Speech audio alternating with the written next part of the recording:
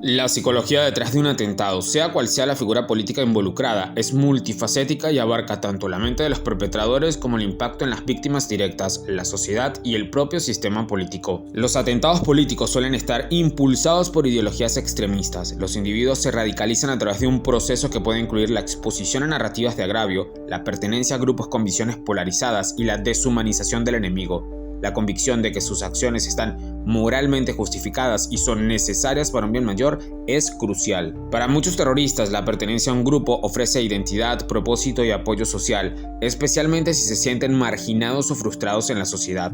El grupo refuerza sus creencias y puede ejercer una presión significativa para la conformidad con sus normas, incluyendo la violencia. Los atentados pueden ser una forma de buscar poder o de demostrar el control sobre una situación o un adversario. Esto puede manifestarse como un intento de desestabilizar el gobierno, intimidar a los opositores políticos y forzar cambios en las políticas. En contextos de conflicto prolongado, la violencia puede ser vista como una forma de venganza por agravios pasados o percibidos, ya sea personales o colectivos. Aunque no se puede generalizar que los terroristas padezcan trastornos mentales, algunos estudios sugieren que ciertos factores psicológicos, como la necesidad del reconocimiento, el resentimiento o la búsqueda de una causa, pueden influir en la predisposición a unirse a grupos violentos. Sin embargo, la motivación principal suele ser ideológica y social. En el caso específico de Colombia, un país con una larga historia de violencia política y conflicto armado, los atentados contra figuras públicas tienen un eco particular en la memoria colectiva, reavivando traumas del pasado y generando un sentimiento de que la violencia siempre vuelve o nunca se ha ido del todo. Esto subraya la importancia de un análisis terapéutico y psicológico que considere no solo el evento individual, sino también el contexto histórico y social. Se menciona que un joven de 15 años fue capturado como presunto agresor.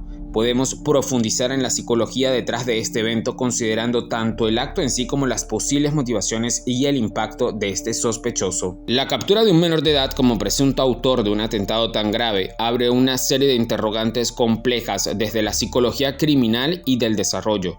Las motivaciones detrás de un acto así a un adolescente pueden ser diversas y rara vez son simples. A esta edad, los jóvenes son mucho más susceptibles a la influencia de grupos o individuos que les ofrecen una causa, un sentido de pertenencia o una ideología. Son mucho más vulnerables a ser coartados, adoctrinados o utilizados por organizaciones criminales o políticas con fines violentos. La falta de experiencia de vida y la búsqueda de identidad pueden hacer que las narrativas extremistas sean mucho más atractivas para los jóvenes.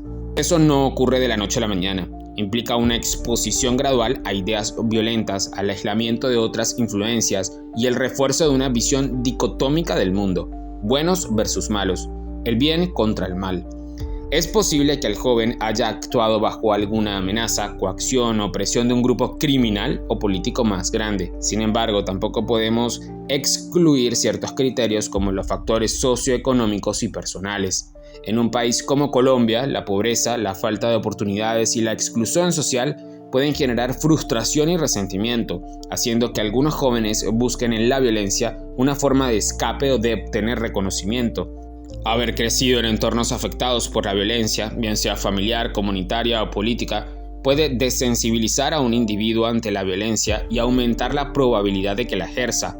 Aunque no se debe estigmatizar en algunos casos, problemas de salud mental no diagnosticados, por ejemplo, o diagnósticos no tratados pueden influir en esa capacidad de discernimiento y control de los impulsos en un adolescente. Además, un chico de esta edad puede sentirse invisible o sin un propósito claro, sin un proyecto de vida claro, y unirse a un grupo que promete poder, relevancia, inclusión y además, a través de actos violentos, puede llegar a llenar ese vacío. Dada toda la complejidad del conflicto colombiano, no se puede descartar la posibilidad de que el joven esté vinculado a estructuras criminales organizadas o a grupos disidentes que operan en el país.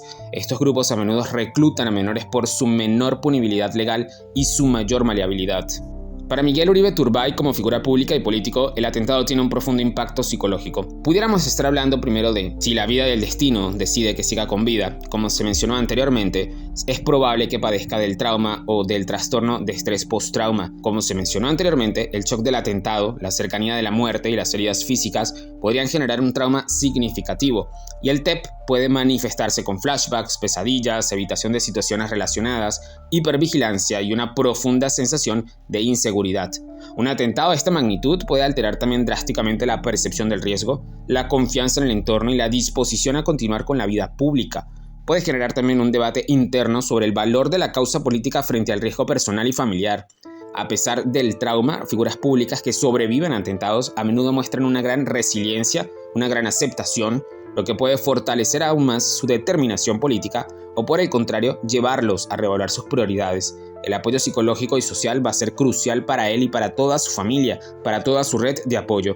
Aunque sea una figura política, la experiencia de ser blanco de un ataque violento puede generar una profunda sensación de vulnerabilidad personal y la conciencia de que su vida corre peligro debido a su rol. Es muy cierto que Colombia tiene una historia dolorosa de violencia política, incluyendo el asesinato de líderes y candidatos. Este atentado puede reactivar estos traumas colectivos, generando una sensación de déjà vu y de que la violencia en Colombia nunca termina. El ataque a una figura pública en un evento de campaña, además, genera un sentimiento de inseguridad generalizado. Si un político no está seguro, ¿quién lo está entonces? Esto puede disuadir la participación ciudadana en la política y también en los espacios públicos. En un contexto político ya polarizado, como en el que nos mantenemos, un atentado puede intensificar esas acusaciones y contraacusaciones entre diferentes bandos, alimentando aún más la división y los discursos de odio. Los enemigos se perciben como más peligrosos y justificados y con más razones para atacar. Sin embargo, la sociedad va a demandar una investigación exhaustiva, la identificación y el castigo de los supuestos responsables, incluyendo a quienes hayan instigado o planeado el ataque, y medidas que garanticen la seguridad de los líderes políticos y de la población en general. Estos actos violentos buscan siempre socavar la confianza en las instituciones democráticas y el proceso electoral. Puede generar incluso una atmósfera de incertidumbre, de desconfianza a la política general. A pesar de toda la polarización, es común que la sociedad se una en el rechazo a la violencia como método de acción política, sea del partido que sea, buscando así fortalecer los caminos democráticos y la convivencia pacífica. Además, el caso de Miguel Uribe Turbay inevitablemente trae a la mente otros eventos que han marcado el devenir del país. El atentado contra Luis Carlos Galán Sarmiento en 1989, un candidato presidencial liberal asesinado por el Cartel de Medellín en complicidad con sectores públicos. Galán en aquel punto de la historia representaba la lucha contra el narcotráfico y la corrupción. También nos trae a la mente los atentados contra Jaime Pardo Leal en 1987 y Bernardo Jaramillo Ossa en 1990. Ambos fueron candidatos presidenciales de la Unión Patriótica, un partido de izquierdas surgido del proceso de paz con la FARC. Sus crímenes fueron parte de un exterminio sistemático que buscaba eliminar una alternativa política. Carlos Pizarro León Gómez, crimen de 1990, era excomandante del M-19, fue desmovilizado y candidato presidencial. Su crimen ocurrió pocos días después del de Jaramillo, evidenciando así la persistencia de una violencia política que no aceptaba la transición a la paz. Álvaro Gómez Hurtado, su crimen se dio en 1995, fue un líder conservador y ex candidato presidencial. Su asesinato, aún con muchas incógnitas, representó un golpe más a la estabilidad política y a la pluralidad democrática. Por supuesto, Álvaro Uribe Vélez, intentos de atentado, especialmente antes de su presidencia en el 2002. Este expresidente ha sido blanco de numerosos intentos de atentado, principalmente por parte de las FARC. Todos estos crímenes a figuras políticas del país tienen algunas similitudes mentales y terapéuticas, por ejemplo, la intención de intimidación y de desestabilización. En todos estos casos, la motivación principal siempre es intimidar a la clase política, a desestabilizar el sistema democrático y a la eliminación de un adversario o una corriente ideológica. Los atentados son actos de terrorismo político diseñados para infundir miedo a la población y en otros actores políticos con el fin de modificar comportamientos o resultados electorales. Cuando los responsables no son claros o rápidamente identificados y juzgados, se refuerza la percepción de que existen poderes ocultos o fácticos capaces de actuar con impunidad, lo que mina la confianza en el Estado. Estos eventos exacerban las divisiones, llevando a acusaciones mutuas entre facciones políticas y a una mayor polarización social. Aunque el patrón de la violencia política se repite, el contexto actual es bastante diferente. El atentado a Uribe Turbay, perpetrado presuntamente por un adolescente, puede sugerir que haya una vulnerabilidad y manipulación de jóvenes, nuevas dinámicas de reclutamiento o estrategias para el caos. Más allá de un asesinato, el uso de un menor podría ser una estrategia para generar confusión, desviar la atención y sembrar un caos psicológico adicional. La participación además de un menor indica una posible cooptación por grupos criminales disidentes o incluso por estructuras políticas que están utilizando a estos muchachos como instrumentos debido a su imputabilidad legal. Puede ser también un reflejo de cómo la violencia persiste en Colombia, adaptándose a nuevas formas, a nuevas generaciones, a nuevos reclutamientos y utilizando las poblaciones más vulnerables. ¿Por qué fue un atentado? Bueno, Miguel Uribe Turbay es una figura prominente de la derecha y precandidato presidencial. Su asesinato lo sacaría virtualmente de la contienda, eliminando un fuerte contendor y alterando el panorama electoral del 2026. Incluso si el objetivo no era necesariamente su muerte, el atentado es un mensaje claro a otros políticos y a la sociedad sobre los límites o las consecuencias de ciertas posturas o acciones políticas. Además, busca crear una atmósfera de inseguridad que afecte la participación democrática, la confianza en las instituciones y que, en última instancia, beneficie a quienes preparen el caos. También podría ser un intento de provocar una reacción fuerte por parte del Estado o de ciertos sectores políticos para justificar acciones futuras de los agresores, además de atacar a una figura pública que representa una determinada línea política, en este caso la derecha y el uribismo. Es un acto simbólico que busca golpear lo que esa figura representa. ¿A dónde podría parar todo esto si muere Miguel Uribe Turbay? El asesinato de un precandidato presidencial sería un golpe demoledor a la ya frágil estabilidad política del país. Generaría un clímax de tensión y una crisis institucional sin precedentes recientes. Las divisiones políticas se exacerbarían al máximo. La derecha y el centro democrático acusarían directamente al gobierno o a sus opositores de generar el ambiente propicio para la violencia. La izquierda, por su parte, podría ser señalada como instigadora, aunque sin ninguna pruebas concretas. Es probable que la sociedad y los sectores políticos demanden una respuesta contundente del Estado, lo que podría llevar a un endurecimiento de las políticas de seguridad y a la criminalización de la protesta o de la disidencia. Su muerte, además, alteraría drásticamente la carrera presidencial del 2026, ya que podría surgir un efecto mártir que impulse a otro candidato de su partido o ideología, o, por el contrario, desmotivar la participación activa. El miedo, además, se apoderaría de la sociedad, llevando a una retracción de la participación política y social y a un sentimiento generalizado de vulnerabilidad. Podría incentivar a otros grupos a usar la violencia como herramienta política, viendo el magnicidio como una forma efectiva de lograr sus fines. En el caso contrario, si Miguel Uribe Turbay vive y se recupera, paradójicamente, sobrevivir a un atentado puede fortalecer su camino y su dinámica como figura política, generaría una ola de solidaridad y lo posicionaría como un mártir vivo, un símbolo de resistencia. Su testimonio y resiliencia le otorgarían una autoridad moral significativa que podría capitalizar en su campaña presidencial.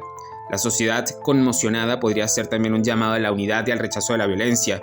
Aunque se recupere físicamente, el trauma psicológico será profundo y persistente, afectando su vida personal, la de su familia, su red de apoyo y también la figura pública. La protección de los políticos se reforzaría aún más, lo que podría generar debate sobre la relación entre seguridad y privacidad, y el atentado impulsaría tal vez a un debate mucho más profundo sobre las causas de la violencia en Colombia, incluyendo la magnánime polarización y los discursos de odio. Es muy cierto que Colombia atraviesa un momento de alta tensión política en junio del 2025. Varios factores contribuyen a que haya una tensión permanente. La cercanía de las elecciones presidenciales del 2026 ya genera un ambiente de efervescencia política, con precandidatos perfilándose y estrategias en marcha, y ahora se le ha sumado un atentado político. La sociedad colombiana está profundamente polarizada en estos momentos entre el gobierno actual y una oposición que cada vez crece más. Los debates políticos son a menudo hostiles y cargados de acusaciones mutuas, y los recientes escándalos de corrupción como el de la UNGRD mencionados en las noticias alimentan la desconfianza en las instituciones y proporcionan munición para la confrontación política. Además, el aumento de la violencia en varias regiones del país, la reconfiguración de grupos armados y la dificultad para consolidar la paz total generan un ambiente de incertidumbre y de temor. Algunos actores políticos y medios de comunicación adoptan discursos que polarizan y deshumanizan al adversario, creando así un caldo de cultivo para la violencia. El impacto psicológico de quienes conforman la red de apoyo de Miguel Uribe Turbay puede ser devastador. Primero que nada, pueden experimentar el trauma vicario, que es experimentar ese horror del evento de forma indirecta, lo que puede generar síntomas de trastorno post-trauma, ansiedad y depresión. La sensación de que su ser querido está en peligro y que ellos mismos podrían ser objetivos los lleva a vivir con un miedo constante. Si esas heridas son graves, viven un duelo anticipado. Si fallece, el duelo es complejo y marcado por la indignación y la búsqueda de justicia. La familia debe siempre adaptarse a una nueva realidad de amenazas, seguridad extrema y el impacto emocional en el ser querido. La impotencia de no poder proteger a su familia y la rabia por lo sucedido van a ser sus emociones más comunes, sobre todo en estos primeros momentos. La esposa, Claudia Tarazona, tiene un testimonio muy importante. Tiene un testimonio inicial donde se le ve preocupada, ansiosa y refleja esa angustia y esa melancolía inmediata.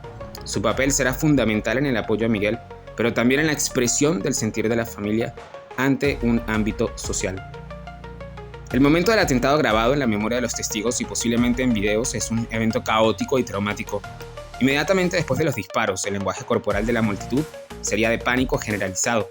Allá hay gritos, hay carreras, hay desorden, hay caos, hay personas buscando refugio. Algunas personas experimentaron un shock disociativo, quedando paralizadas o moviéndose de forma automática sin una reacción clara de huida. Otros, con un lenguaje corporal de urgencia y de determinación, se acercaron a la víctima para prestarles primeros auxilios, reflejando un instinto de ayuda y de solidaridad. Sobre el adolescente capturado, el lenguaje corporal de este joven de 15 años, tras cometer dicho acto, varió drásticamente sobre las primeras imágenes que se revelan, desde el shock y la confusión, hasta esa aparente frialdad o incluso una sensación de euforia o miedo extremo si fue manipulado, y esa investigación psicológica pues va a ser clave para determinar su estado mental y sus motivaciones. El hecho de que sea un menor el presunto agresor genera inmediatamente la inferencia de que no actuó solo. Psicológicamente, un joven de esa edad, a menos que esté en un estado psicótico severo, rara vez planifica y ejecuta un atentado de tal magnitud por su propia cuenta. Esto sugiere fuertemente la existencia de instigadores y de una red que está detrás oculta. ¿Realmente cuál es el objetivo? ¿El objetivo era matar? ¿Solo herir y enviar un mensaje? Pues si el objetivo era la muerte, el hecho de que haya sobrevivido, aunque gravemente herido, podría indicar una falla en la ejecución o una intención de herir para atemorizar. Si el objetivo era simplemente mandar un mensaje, la gravedad de las heridas y la elección de un menor aumentan la crueldad del mismo. Este atentado, por su simbolismo y por la memoria histórica de Colombia, juega con el miedo más profundo de los colombianos, que es ese regreso de los magnicidios y la violencia indiscriminada en la política. La psicología colectiva se ve arduamente afectada por esta reminiscencia. Los actores detrás de este atentado, cualquiera que sean, buscarán siempre manipular la opinión pública. Podrían culpar a otros, generar teorías de conspiración o intentar sembrar discordias por sus propios fines e incluso crear una narrativa de falso positivo. Un evento así pone a prueba la salud mental de la nación completa, la capacidad de la sociedad para procesar dicho trauma, rechazar la violencia y fortalecer la democracia será crucial. En síntesis, el atentado contra Miguel Uribe Turbay es un acto de violencia política con profundas implicaciones traumáticas. Su análisis requiere considerar la historia de Colombia, el tenso contexto actual, las posibles motivaciones detrás del ataque y las graves consecuencias que podrían tener, tanto si el senador sobrevive como si no, y la figura de ese adolescente, ese misterioso joven que tiene más respuestas que preguntas, podrían darle un cambio completo a la historia política de la nación.